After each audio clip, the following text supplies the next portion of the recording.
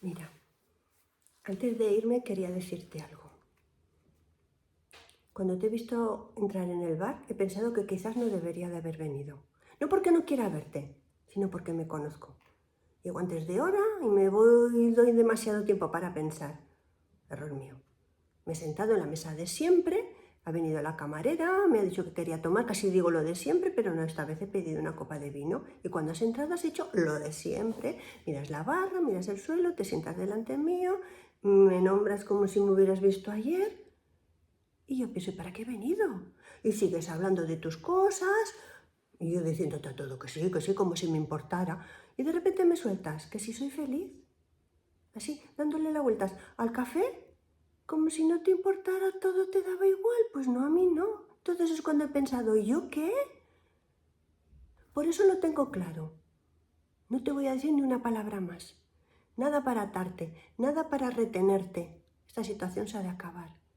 Lo tengo clarísimo. Porque por una vez quiero ponerme a mí por delante. Así que, cuídate.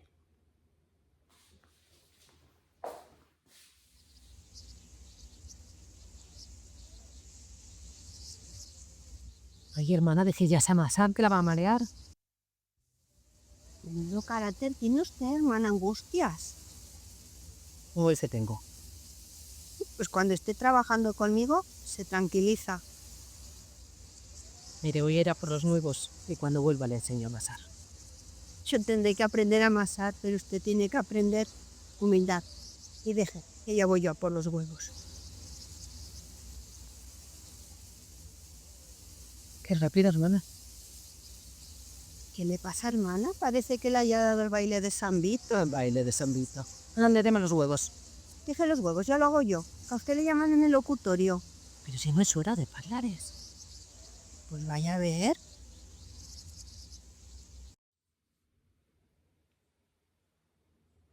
No esperaba esto. Otra vez.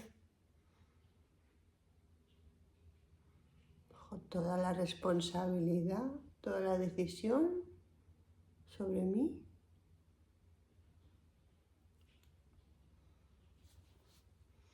Podría hacer ver que no lo he leído. Pero es que ya no puedo más.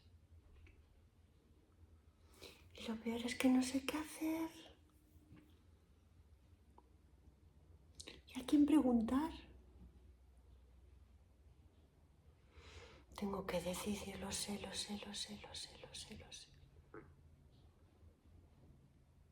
Pero no quiero hacerlo como siempre, lo quiero hacer sola.